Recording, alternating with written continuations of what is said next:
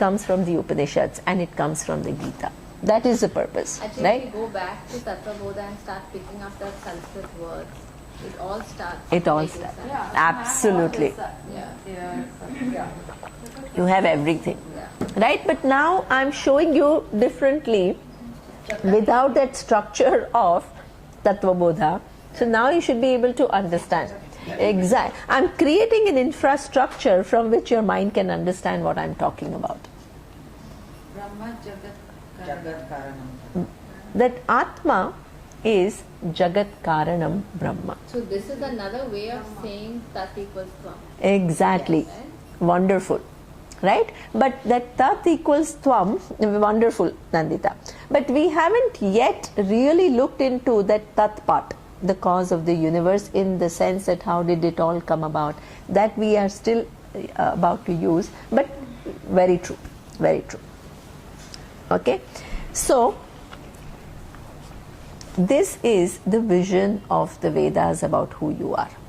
And it remains a secret. What your nature is remains a secret until you decide to inquire into it and undo this mistake. If you don't undo this mistake, how long does this mistake remain? Forever. Through lifetimes. So Brahma Jagat Karanam. Karanam So means it means I am. So 1 minute. Okay, now what does this sentence mean? Okay, I am Atma Brahman. This Atma, which you think is so little, is Brahman. Okay, what is this word Brahman? Okay, yeah, wonderful. If you remember, You said big and limitless. excellent, right? I had said once. I'm so happy there are students who remember things. Wonderful. So it's not like every class is a new class. Okay, good, right? So the word Brahman in Sanskrit, every word comes from a root. Okay, like in Latin, I think a lot of these Latin, you when you study French, if you really want to study French properly, you go back to Latin roots and then you say how these words are derived. Then in one time you learn what? French, use Italian, Spanish, because they all come from this mother language. Okay, so Sanskrit is something which is a beautiful language, where all the words, it's like mathematics. Really, the whole language is structured as mathematics. If you want to be good in your logic and mathematics, study Sanskrit. Okay, it comes from the root bruhi. Bruhi is in the sense of big. Okay, now this big, when you use the word big, generally we use it as what? An adjective. Do we use it as a noun or adjective? Adjective, right? So when I say, oh, that chair, so you'll say which chair? So there is a small chair and there is a big chair. So I'll say, oh, that big chair. So that big has become an adjective. Why have I used the adjective big chair? Describe. Excellent, right? Because there are many chairs and I have used an adjective to describe and distinguish that chair from all the other chairs. That's the purpose of adjective, right? Now, when I use an adjective and I say big chair, the bigness that it creates in your mind, how big would you imagine a chair to be? What you can visualize. That's true, but Different people would But it will define. be limited. But it will be, let's say, even if I imagine a very big chair, I would maybe imagine a chair like this, right? Now, if I use the same adjective, which is big, for a different noun, which is mountain, and if I say big mountain, the scale is totally different, right? Why is the scale different? The adjective is the same, big. The object that it qualifies is different. The image that we have in our minds is different for the chair and the mountain. Yeah, exactly. So as Mitali says, the object is different, right? So when I say big mountain, it doesn't match that image of a big chair. The adjective is the same, but the bigness that it conveys is different because the noun that it qualifies is different. Right? So therefore, that word big is a relative word. It really depends upon which noun it qualifies. Big atom, what? Still very small. It's a relative word. Now, in this, Brahman is used not as an adjective to something, but it is just a noun. What does it mean? Bigness. Not restricted, not qualified by anything. Okay? So therefore, according to the Upanishads, this Atma, that I, Atma means I, is Brahman, its bigness without any limits. It is big, big without any limits.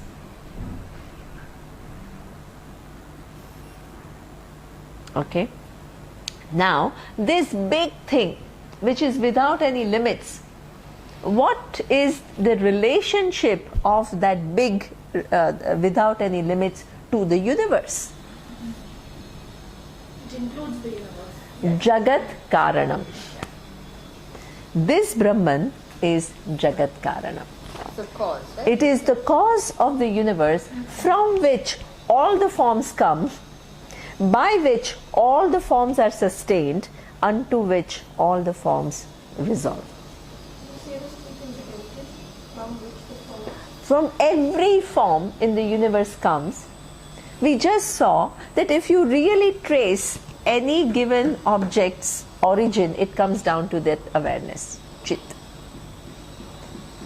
While it is there, it is sustained by what? The awareness. By the awareness. By the awareness, because that is everything else has a dependent reality. It comes, every form comes from the awareness, every form is sustained by awareness, and every form goes back into awareness. Every form. Forms are changing. Now,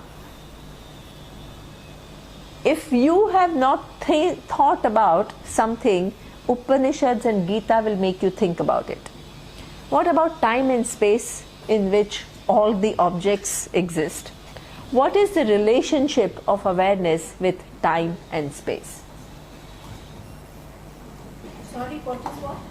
The relationship. If there are no attributes, then how can you define it within time and space? Wonderful.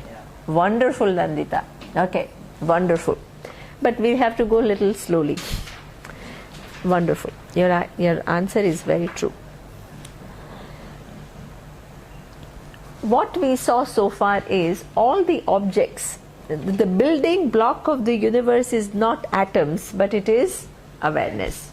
Being the building block of the universe, every form comes from it, every form is sustained by it, and every form resolves in that awareness.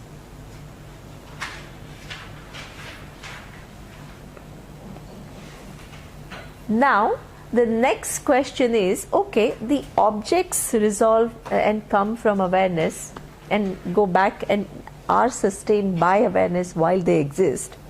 Okay, what about time and space in which all the objects exist?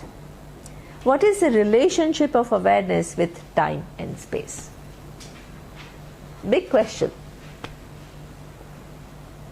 Nandita has the right answer, but it is too complex to understand unless you have an easy way to explain. But I will explain. I'll try to explain more simply.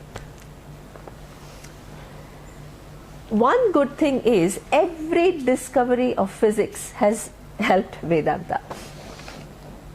Okay, for a very long time, the whole scientific community believed that time and space is absolute. And what? Objects keep changing. Okay, Einstein 100 years ago, just 2 days ago, I read in the newspaper it was 100th year since the discovery of theory of relativity, and one of the very few theories which has remained uncontradicted for such a long time. Okay, so therefore Einstein for the first time discovered through his years of looking into the universe that time and space is not absolute, but it is relative. When he discovered that, he himself was so amazed by his own discovery, and he made a statement that the ground on which I am standing is beginning to shake now. Because the whole Newtonian physics is based on what?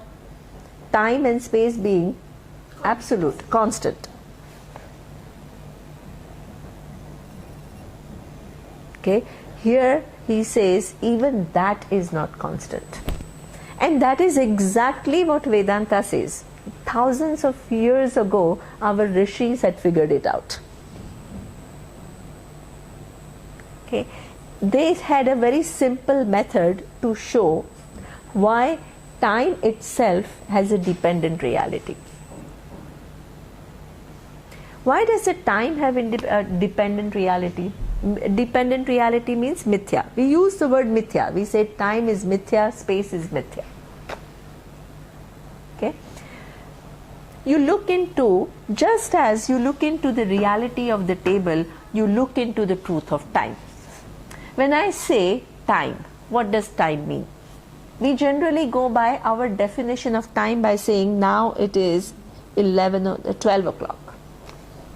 Collection So of moments. exactly, right? So I say it's that given hour, whether it's 9 o'clock or 10 o'clock, right? Now that 1 hour itself is, Nandita says that hour is what? Collection of 60 minutes. So I give a name called hour, which is actually, there is no unit called hour, it is collection. After 60 minutes I give it a new name. So that means that hour reduces to 60 minutes. It's just a name, the content is 60 minutes. 1 minute, 60 seconds. So after 60 seconds I've created a name, minute. Then from those 60 minutes to put together I've created another name, 1 hour. And that same 1 hour can pass differently for you and for me. Exactly, absolutely, absolutely, Fast or slow. yes, right? Then that 1 second, nanosecond, microsecond, so that means time itself as we understand it is what? Units of time. And units of time, what? Just like objects, keep on reducing further and further and further and further. And what is the truth? Again it becomes, micro, nano, and then what? Just you keep on dividing it further and further. Then it just becomes concept. And the truth of that concept is the awareness. So on that awareness, the presence, which is the invariable presence, different units of time get superimposed.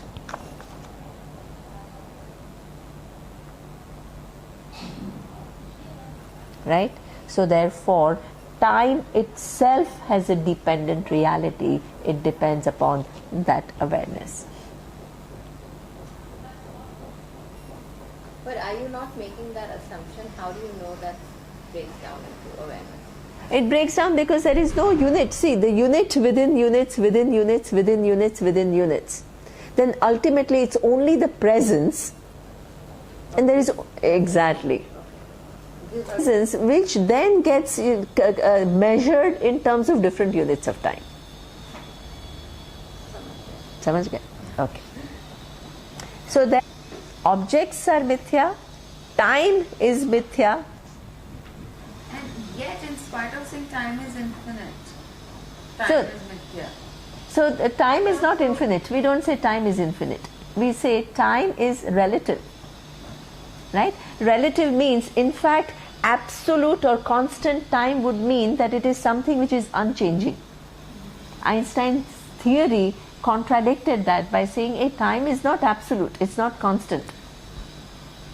Okay? And what is very interesting is, as Mitali was saying, people have written simple books about what does it mean when Einstein says time is relative. Okay, so one of the things they start with by saying is that you are waiting for your boyfriend in a cafe, and how long it has been? 5 minutes, right? And how long does it seem to you? 2 hours, exactly. Right? So that means the way you experience time, or you are sitting in some very boring lecture, okay, and it is what you experience time as what? Actually, what? Something which is passing very slowly. And you want it to be over, and you're constantly looking at your watch, and you're getting impatient, and you're looking at your mobile and whatever, right? So that means the experience, or when you are with your boyfriend, then the time passes what? Very quickly. It's time to go home. Then the time to go home seems like, only 5 minutes. Right? So that means we all every day experience time differently. But not only that, right? There are certain studies which show that the unit of time is different on this earth and somewhere else. They had studies of what we call two twins. Space travel of two twins were born together. Okay, one stayed on Earth and the other went on space outside the Earth atmosphere. After 15 years of Earth time, the other person who was traveling in space came back. You think they aged exactly the same? Probably not. Not probably not. No.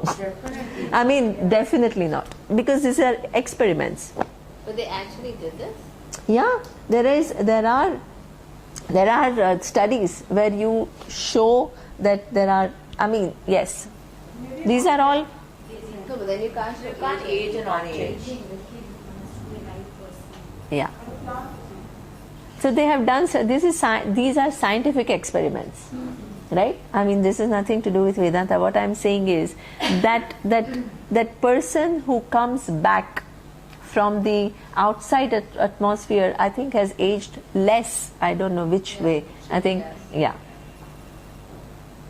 less or more. I'm not sure. Less. Yeah. So that means when you leave this atmosphere, the way the time moves is different.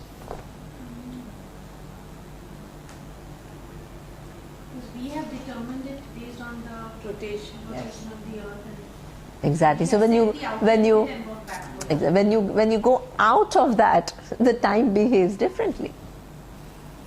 Okay. So therefore. But that's still really confusing because you still age according to a collection of moments.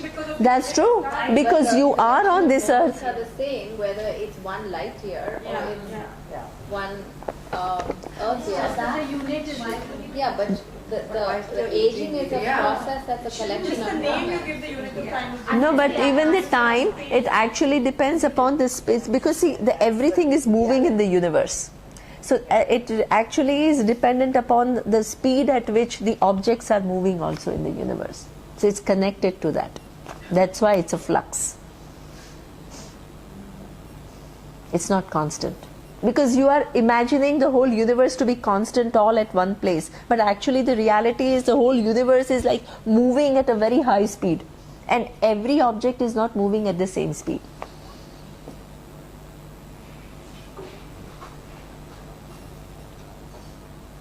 Right? So now this particular thing, that what then the time itself. Yeah. But if you look at Schrodinger's work and stuff that they've published, Einstein, Schrodinger, Tesla, all these people, they're just quoting Upanishads. They are just Non-stop. quoting Upanishads. And we are struggling, oh, my child is asking this question as though the child is so smart and Upanishad is all nonsense. And we are just saying random things. You have to look into the biggest brains of this universe. They were fascinated by Vedanta, because they only saw answers in Vedanta which they could not find anywhere else. What you are learning here is not some ordinary, some nonsense, some random statements. They are the most profound truths. And the most incredible inquiry into the nature of our existence. Most incredible inquiry. That Rishi's minds could travel so far and figure it all out is just a wonder. Thousands of years ago, looking into the universe. This is quite fascinating. The twin which was here is 15 years And- old, the one which comes back from there is not 15 years old. Exactly. It's very difficult.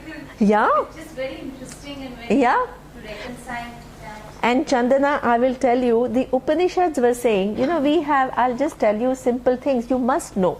You must know these things because we do this, for the departed, we do this ceremony called Shraddh.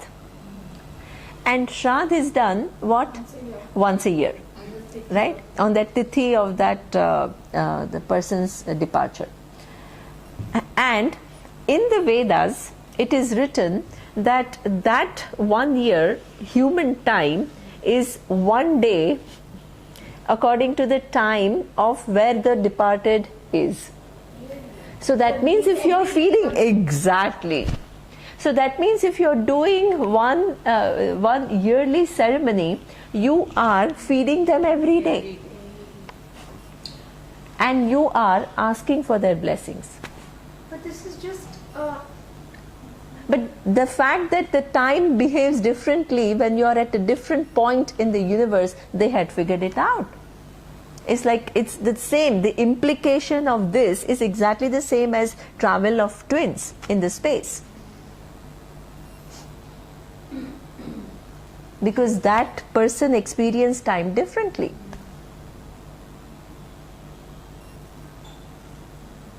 So all our ceremonies, all our rituals, we think that they are just rituals.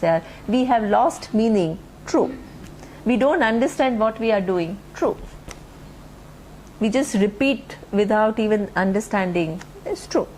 But because we don't understand, please don't be simplistic and say this is all nonsense. That is your conclusion. Make some effort in knowing before you make that statement.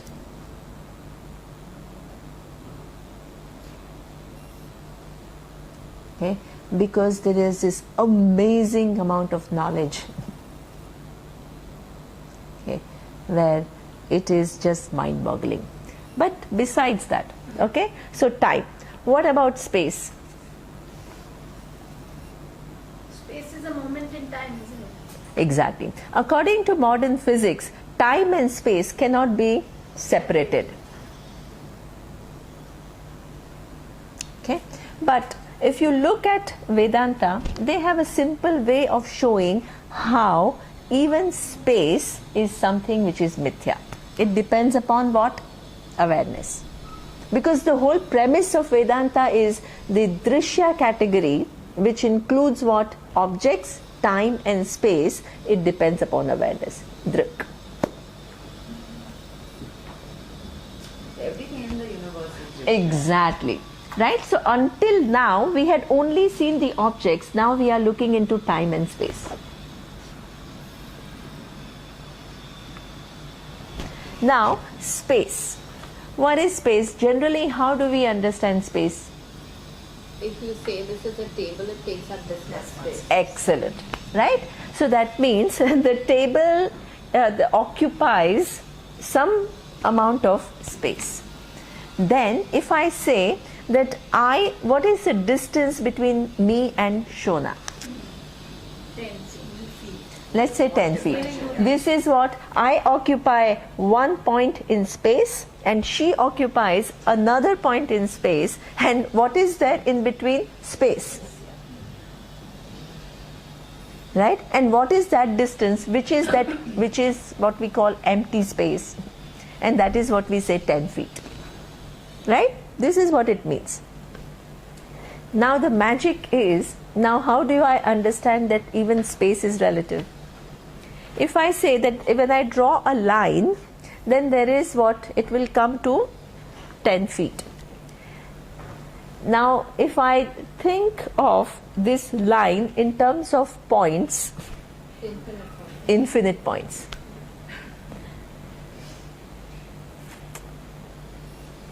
How can infinite points make a finite distance? How?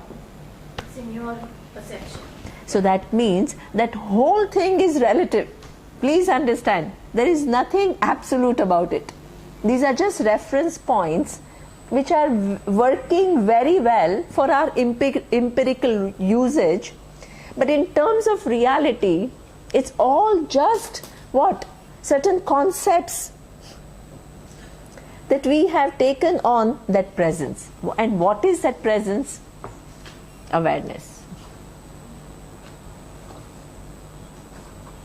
From that awareness comes the concept of time, concept of space. Then every object within time and space. Everything depends upon that awareness for its existence. Awareness is independent of that. This is why we don't say energy. Please understand. We don't say drik is energy. Energy is what? Within time and space. You must understand that. Without time and space, there is no energy. Any energy exists within time and space. So the truth is not energy. The truth is what? The drik. The awareness from which comes the time, from which comes the space. From that time and space comes energy, and then energy gets transformed into forms and forms back into energy, the whole play of the universe. E is equal to mc square. The whole universe is what? Transformation of energy into matter and matter back into energy. Just transformation. There is no death in the universe.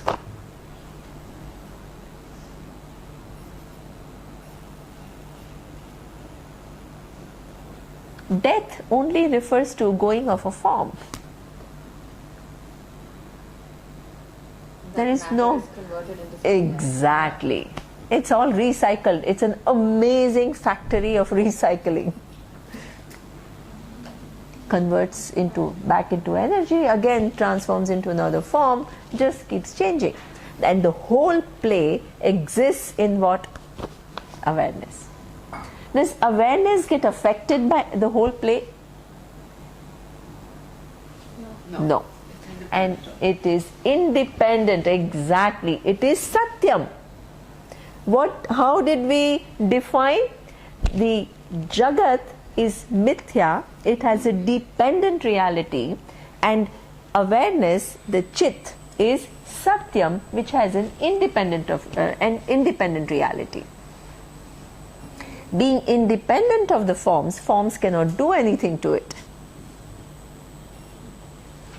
What was that term? Something Satyam, Jagat, Mithya. What was the first Brahma, Satyam. Brahman is Atma. I am Atma, Brahman. Brahman is Satyam and Jagat is Mithya. See all these very, very short sentences which actually tell you the whole vision. If you remember those sentences and if you understand the meaning of what those sentences are, you hold the vision of Vedanta. Jagat Karana Brahma is that the Mithya exists because of The universe itself. the universe. Exists because Sorry, of awareness. the universe exists because of the awareness. Yeah, exactly. Jagat Karanam. Exactly. Right? What is your nature? Just simple. I am Atma Brahman. Atma, I, is limitlessly big. What is this limitlessly big thing? Chit, awareness. But while that is the big picture, and you understand the big picture, how do you, I mean, like, for example, if a doctor were to say that everything is infinite, so it's okay that you have your knee is broken or No. your head is... No, but that is true. We haven't yet seen that because see, Bhagavad Gita has 18 chapters, right? So that means a lot of what is going to come from the next verse onwards. Not the next verse is still about reality. The rest of it is how do you live your life. So you just have to wait, right? But you really, it's like, you know, what Saloni's question is, a scientist understands very well that the gold is what? Bunch of atoms. And iron is what? Bunch of atoms. Right? Now, there is a birthday of his wife, birthday. Can he say that everything is just atoms, so take this piece of iron? What will he get? First of all, this me itself is a wrong place. So therefore you have to correct. Because otherwise you are starting with such a limited that I, and then you want it to nourish, but itself is so narrowly defined and so inaccurately defined, and you want only for that gratification. It's a very wrong starting point. This is what you have to see. But there is a lot of things that you will still see about this individual and how it has to, a lot of it comes. But you can't live with this error because the magnitude of this mistake that you're making, is just understand the enormity of it.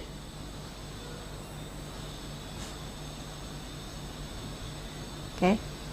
So Nima, So, 1 minute. So, what I was saying is, Atma is Brahman. Brahman is what? Satyam. Say it slow. Just say it slow. Just one. No, because we've seen it, so that's why. I know. Yeah, okay. Just say it slow. Okay. Atma is Brahman. Simple sentences which reveal the whole reality. So literally translated, that means I am limitless. Exactly. Atman is Brahman. Atma is Brahman. I am Okay. limitless. Now, what is Atma? Satyam, Jnanam, Anantam, Brahma. Taittiriya Upanishad. we did that in Satyam. Tattva-boda, right? Atma is Satyam. Jnanam, Anantam. Jnanam. Anantam. Anantam. It is existent. It Anantam is, Brahman. yeah.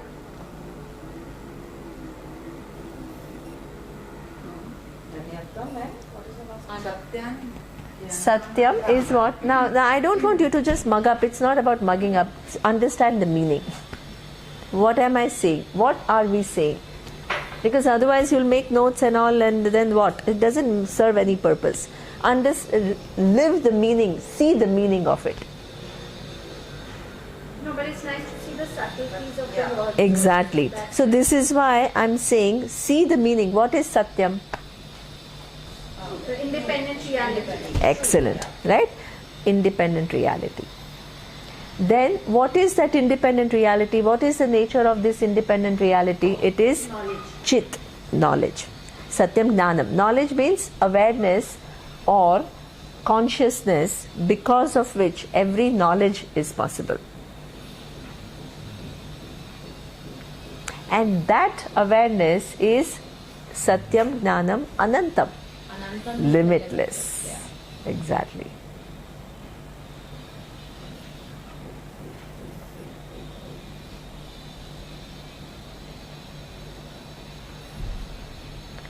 Then it says Brahma Satyam. What is the relationship of this awareness to Jagat, which is time, space, and every object within time and space? Brahma Satyam Jagat Mithya. Next sentence. Yeah. awareness is limitless. It is the independently existing. of the Time, space, and object, all the objects of yes. the universe, and their reality is dependent on Excellent, the awareness. excellent. So in these 4 sentences, you have the whole Vedanta. Nima, if we said Satyam, Jnanam, Anantam, Brahman, then we're saying limitless, limitless. Why? So the Brahman is limitlessly big, then you are just saying that awareness, generally what happens is you may think that it has a limitation. Because it is awareness, you may think. So it frees just a terminology. To say don't take it as an individual awareness. In order for it to be Brahman, it has to be not one particular awareness, but it is one whole. All encompassing. And the whole Jagat is mithya. Mithya. This is Vedanta. In 4 sentences, the whole vision is presented. Are these the 4 sentences that you call Mahavakya? No, Mahavakyas, that's a good. So every Upanishad. That was come as a Mahavakya. Yeah. Then we don't So, know the rest of them. so in fact, every Upanishad wants to unfold this reality to you. So the sentence through which it unfolds this reality is called Mahavakya. So for example, this Satyam, Jnanam, Anantam, Brahma comes from Taittiriya Upanishad. So different, and Tattvamasi comes from Chandogya Upanishad. So they are all pointing to this reality. So because they are pointing to this reality, they are called Mahavakyas. But there are many. Okay? Now, if you have understood all these 4 little sentences, then the next verse is very easy. Okay? So let's look into the next verse. Now, is everything clear? Yeah? The 4 sentences, the meaning of those 4 sentences, everything is fine? Just repeat the 4 sentences themselves. Yeah. In order. Yeah. Okay. So you think about it, because you should be able to figure it out if you really understand. Why should I tell? You tell. Nandita, tell. I stuck at 2. Okay, you tell the first one.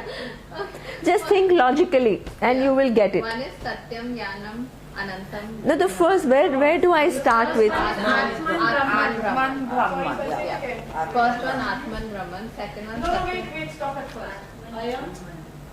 No, that was earlier. Okay, just think, if I were to think about myself in the universe and to know the truth about myself, where would I start with? Atman Brahman. Exactly. So is that I am Atman Brahman?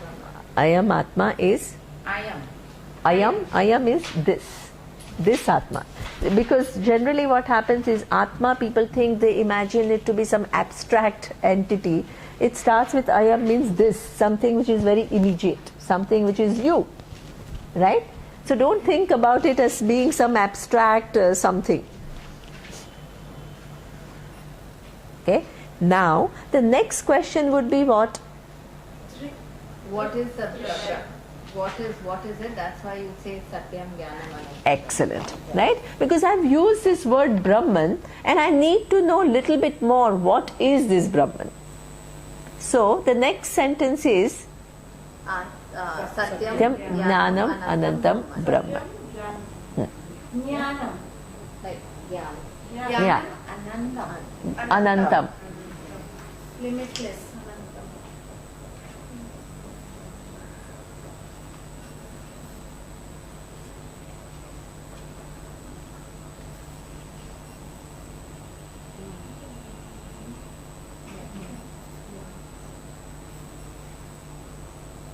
Then is Brahma Satyam and Jagat Mithya. Yeah.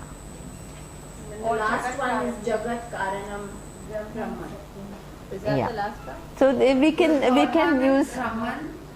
We can say Jagat Karanam, and we can use any way, with 3 and whichever way you want to. Jagat Karanam Brahma. Yeah, that awareness is not only something which is limitless, but it is also the cause of the whole universe. Yeah, I think that will go third. That will go So they're third. both third. Yeah. That Brahman is not just this awareness which is pervading everything, it is also what? The cause of the But universe. I thought third was Brahman Satyam, so we swapped it around. Or they're the So, same thing. because then what is the relationship of the universe with the cause of the universe? Yeah. The universe is mithya and the cause is satyam. Yeah, I think that makes more logical So sense. the last one is. So now let's think it through. So there's Now, where have we come to? Now first we started with me being this little person. Now what do I understand? I am Brahman, big. But what is this big? It's further described to be Satyam, yeah. Satyam. It is something. Independent reality. It is an independent reality of anything else that I see. It Outside of it. I mean, independent of it. independent of everything. Very important to get, because there is no outside, but it is independent, correct. Then it is of the nature of chit, jnanam. Chit is awareness or consciousness. Now that has no limit, right? Now, what is the relationship of this awareness to this whole jagat? It is what? independent of. It is Jagat Karanam. The whole Jagat has come from this awareness. If the whole Jagat has come from this awareness, what is the relationship between Jagat and this awareness? That Brahman is independent and limitless, and Jagat is dependent on the other. Excellent, right? So therefore, what? Brahma, Satyam, Jagat, Mithya. You see now? You see how the whole teaching and what are the different steps that I used to make you see all this.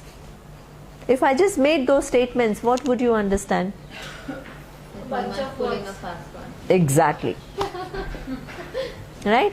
If I just start talking about, Atma is Brahman and you are that limitless and the whole Jagat depends upon you, it's all true. But what will you think? I have gone bonkers. So therefore, there is a very sophisticated methodology which leads you to this discovery. And the teacher has to be clear.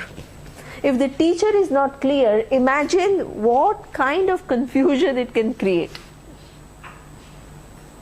Because it can just keep on giving you concepts which which are all half-baked concepts and they don't reconcile with the other.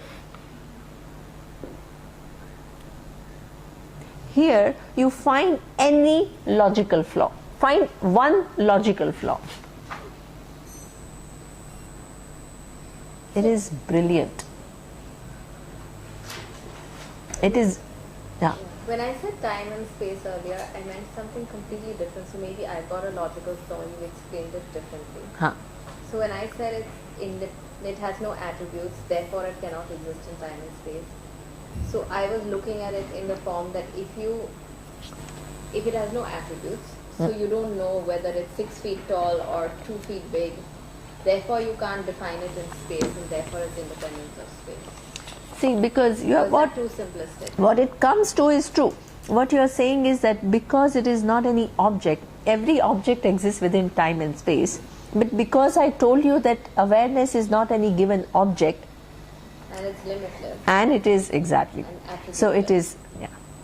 So therefore you can say that. And in fact the next verse is talking about that. It comes to that.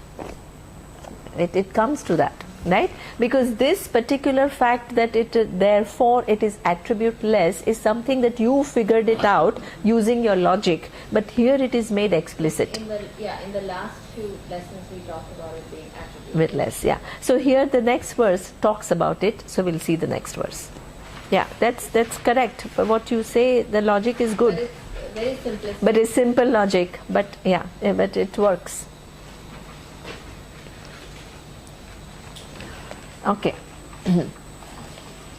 So, avyaktoyam achintyoyam avikaryo yamuchyate tasmat evam viditvainam nanushochitum arhasi. Now imagine if you understand Atma to be that. Will that Atma is deserving of any shoka? Shoka means sorrow. No. Why? Because that Atma is the only independent reality. The whole universe and all its ever-changing forms depend upon it. Itself is never affected by time, space or any object. If that is my nature, is it subject to any sorrow? No. Because you're talking at a totally different understanding. This is why we call it paradigm shift. Paradigm shift means it's not just, staying within my own reality and trying not to have sorrow. That's what we generally try to do. And we think Vedanta is all about controlling our emotions. Vedanta is talking at a very different level altogether. It's what I understand about my true nature. Where is the source of sorrow? I think that I am sad. What is this I that I'm defining as sad? This little individual who's struggling. The definition itself has undergone what? A huge transformation. And if I do understand my Atma to be really what it is, where is sorrow there? I am the truth of the whole universe.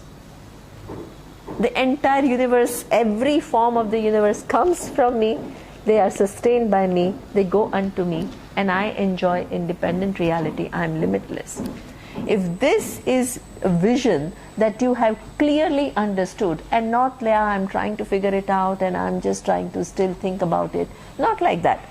Panditaha is what? The person who sees it clearly. Okay? Like for example, we can all be talking about E is equal to mc square. But what is our understanding? Very basic. Very basic, very superficial. But if a scientist is talking about E is equal to mc square, he is talking about the same thing. But what is the depth of his knowledge? Lot more solid, lot more what? Intricate in analysis and lot more precise in one's understanding.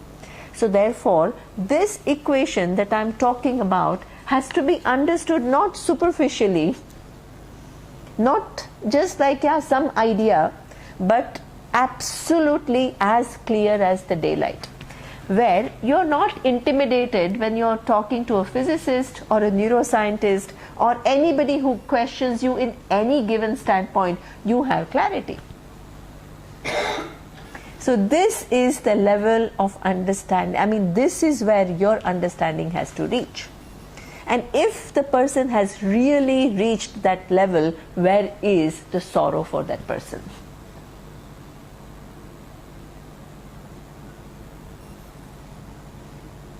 Na shochitum arhasi. That once you understand Atma like that,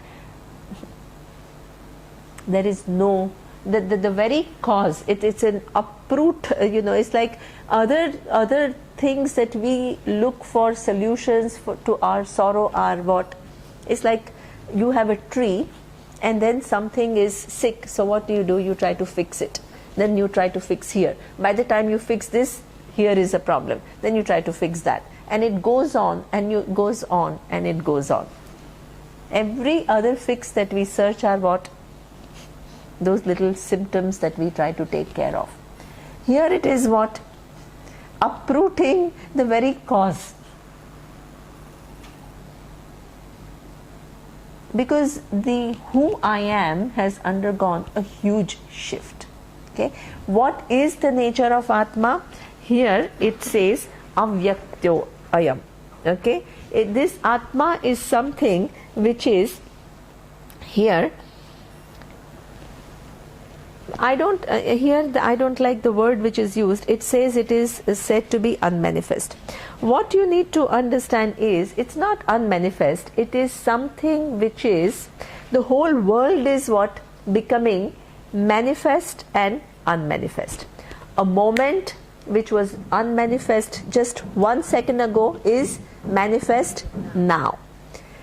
What is manifest now, by the time I finish this sentence, will become unmanifest. So it's that collection of moments. So it is not that collection of moments, it is the invariable presence which makes all those moments possible. Come and go. Coming and going of each of these moments possible. Okay, so that's why it's steady, otherwise we see it up and down. Exactly. Right?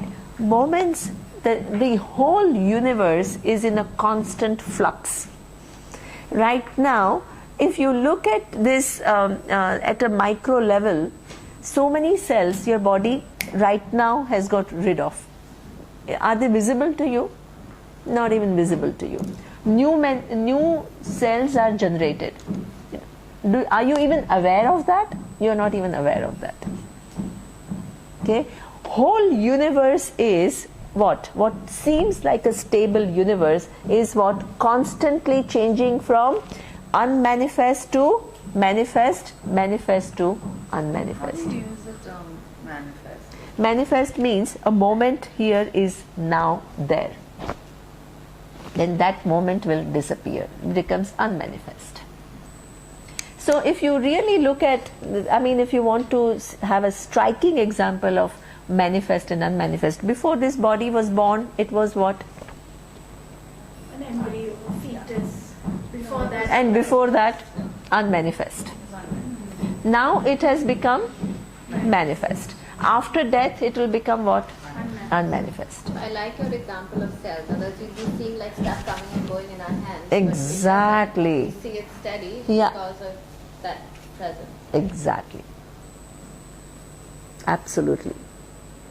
Right? So you think, see, please understand what is our thinking. Our thinking is so primitive at times because our thinking is this body, before its birth, it has come into manifest. It was not manifest.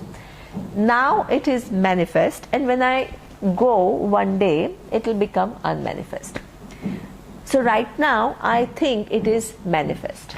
But within this so-called manifest, as Nandita says, constantly things are becoming what? Manifest and manifest. Revealing itself and you're not revealing. Exactly. Tomorrow, right now it is manifest or unmanifest? Unmanifest. When tomorrow comes, it will become what? Manifest. Day after tomorrow will become what? Unmanifest. Every level there is just a shift. Right now there are cells which are going and new cells which are coming. The whole universe is an constant interplay of what? Shift from manifest to unmanifest. Now it's 12:30. 4 o'clock is right now manifest or unmanifest? Unmanifest. Unmanifest. Now 10, is it manifest or unmanifest? Unmanifest. Even what you said 1 minute ago. Exactly. If I change the scale and I take it 1 minute, the 1 minute before will become what? Unmanifest. 1 second. And 1 second will become unmanifest. Please understand the nature of this universe. This is how things are. And we interact as though there is all just absolute realities and tangible things and stable things. Everything is in a constant flux, manifest to unmanifest.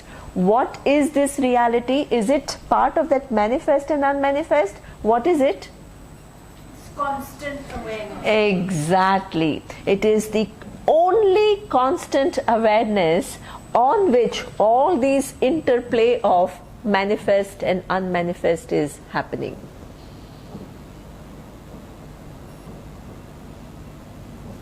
In order for that all to happen, there has to be a constant medium, right, where the whole play happens.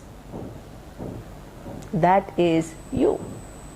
So avyaktoyam is that it is nothing which is manifest and unmanifest, which includes everything in the universe. Atma is what? That invariable presence, the constant presence, in whose presence, because of which all these things become manifest and unmanifest. Okay? Avyaktoyam ayam chintyoyam. Achintyoyam means something which is an object of your awareness. Now this, everything in this universe, this is what I told you last time, you please keep in mind. Okay? Anything that you know in this universe is what we call objectified by you.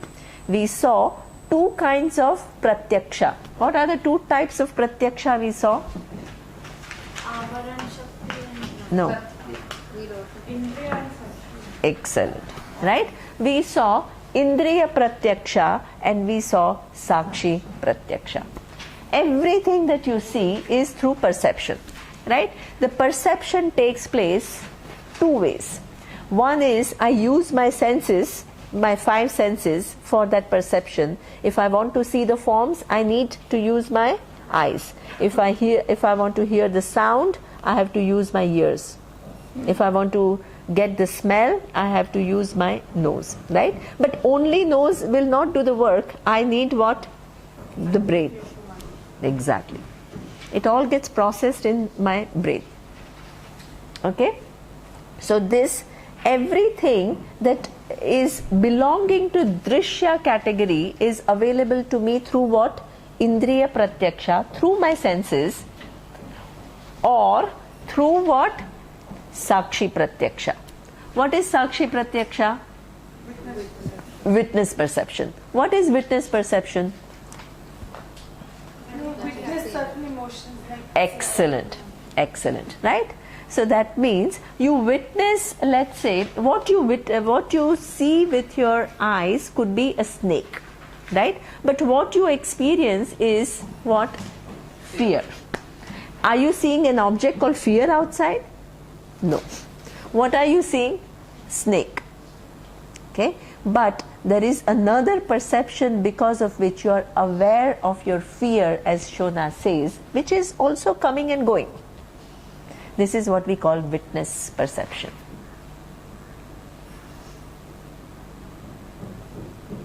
Okay? So that means there is an indriya which has reported one object, which is a snake, but what I also see is what another thing happening, which is emotion of fear. So that means one belongs to Sakshi Pratyaksha, the other belongs to Indriya Pratyaksha. Okay? Now, what is the problem? We take Atma to be, what is Sakshi Pratyaksha? What is the real nature of Atma? Swataha Siddhaha. Excellent. It is because of which I see all these varying perceptions. The Sakshi Pratyaksha is changing, Indriya Pratyaksha is changing. Right now I am seeing the snake, next minute I will be seeing the tree, third minute I will be seeing the flower. What I see keeps changing. The corresponding emotions also keep changing. One minute I have fear, next minute I am awed by the beauty, the third minute I am feeling cool, I am feeling great. So all these perceptions, what I use with Indriya will create what? Different sensations in me, and both are changing. Who am I? Swataha Siddhaha. That presence, because of which all these changing things are seen by me. and it's constant. And it is constant. Exactly. Can I objectify that? No. I have a question that if what we observe Yes. is the same, like we will both observe the glass or the table, Yes. but the Sakshi Pratyaksha is different, like her perception of time and Exactly. my perception of time is different. But if that ultimate awareness is the same, Huh. then why is that protection different? Yeah, that is because that is a good question. I mean, I think there is a huge talk on why then the bodies are. I mean, you can ask the same question. If awareness is the same, why are bodies different, right? Why are minds different? What you are asking is if there is one aware. It's like asking if there is only wood, why am I seeing chair and why am I seeing table? But we will both have the same awareness or something outside. No, so because that see the mind itself, we all have different minds, right? And why we have different minds are because of the past causes and the present causes.